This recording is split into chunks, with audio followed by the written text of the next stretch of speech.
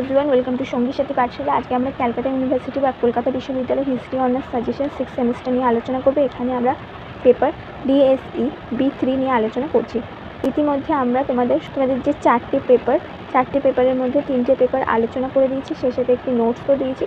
সেগুলো অবশ্যই তোমরা চ্যানেলে ভিজিট করলে পেয়ে যাবে। প্রথমেই রয়েছে আমাদের 20 নম্বরের প্রথম প্রশ্ন, জাপানের সমরবাদের উদ্ভবের ইতিহাস সংক্ষেপে আলোচনা করো। দ্বিতীয় প্রশ্ন, তোকুগাওয়া শোগুনতন্ত্রের পতনের কারণগুলি ব্যাখ্যা সহ উল্লেখ করো। তৃতীয় প্রশ্ন, জাপান কর্তৃক মাঞ্চুরিয়া আক্রমণের কারণ ও ফলাফল আলোচনা করো। 4 নম্বর প্রশ্ন হচ্ছে 1889 খ্রিস্টাব্দে মেইজি জাপানের সংবিধানের প্রকৃতি আলোচনা করো।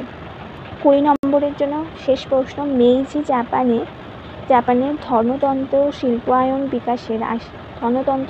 বিকাশের রাষ্ট্রের উদ্যোগ আলোচনা করো। এই সম্পর্কে তোমার অভিমত ব্যাখ্যা করো। এই ছিল তোমাদের 20 নম্বরের প্রশ্নগুলি, 5টি গুরুত্বপূর্ণ প্রশ্ন। এরপরে আমরা 10 নম্বর প্রশ্ন, 1 তোকুগাওয়া শোগুনতন্ত্রের যুগে সামাজিক শ্রেণীবিন্যাস আলোচনা করো। 2 মেইজি জাপানের অর্থনৈতিক উন্নয়নের ব্যক্তিগত মালিকানাধীন উদ্যোগগুলি কতটা গুরুত্বপূর্ণ ছিল ব্যাখ্যা করো। খুব গুরুত্বপূর্ণ একটি প্রশ্ন।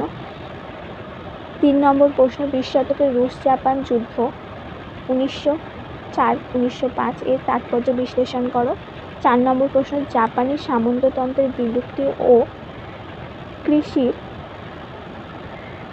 সংস্কার সম্পর্কে একটি সংক্ষিপ্ত প্রবন্ধ উল্লেখ করো। এবং 5 নম্বর প্রশ্ন, 10 নম্বরের জন্য শেষ প্রশ্ন, মেইজি পুনঃস্থাপন কি জাপানে আধুনিক যুগের সূচনা করেছিল ব্যাখ্যা করো। এরপর 5 নম্বরের জন্য গুরুত্বপূর্ণ প্রশ্ন, প্রথম প্রশ্ন, পোর্টসমাউথের চুক্তির শর্তগুলি কী ছিল আলোচনা করো। 2 পাক পুনঃস্থাপন জাপানে সামুরাই শ্রেণীর ভূমিকা কী ছিল লেখো। 1853 খ্রিস্টাব্দে জাপানে কমোডোর পেরির অভিযান তাৎপর্য ব্যাখ্যা করো।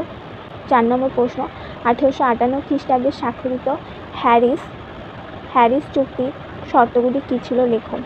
5 নম্বর প্রশ্ন, আধুনিক জাপানের ধনতন্ত্রের বিকাশে জাইবাৎসুর অবদান আলোচনা করো। 6 নম্বর প্রশ্ন, জাপানের পার্ল হারবারের আক্রমণ সম্পর্কে সংক্ষিপ্ত টিকা লেখো। এবং 7 নম্বর প্রশ্ন, মেইজি জাপানে আধুনিক শিক্ষা ব্যবস্থা গড়ে তোলার জন্য কী কী ব্যবস্থা নেওয়া হয়েছিল তা উল্লেখ করো।